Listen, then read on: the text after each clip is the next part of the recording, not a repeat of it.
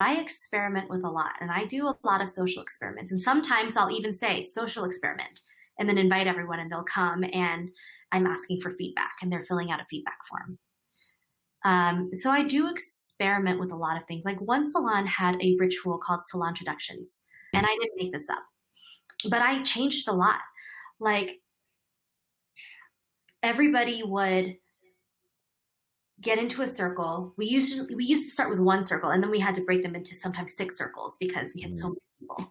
mm, But we would say our names and do a movement, and then answer a one-word answer to an intense question of the week. So we started like putting in a question of the week.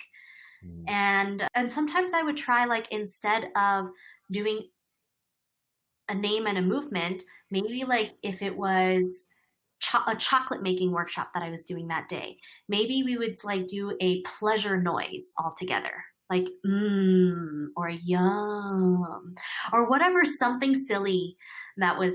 So then I would change that frequently ish. And then at some point I was like, wait, people aren't really connecting. Why is it that people are still really awkward? And I'm like, oh, they need facilitation.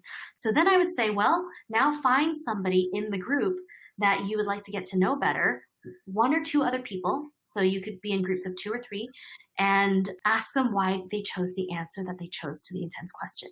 Mm. So then I would start adding those in and things that didn't work, like I would try dropping them out. And like I tried dropping out one like salon introductions one time, and an avid salon goer was like, why did you drop that out? I love that.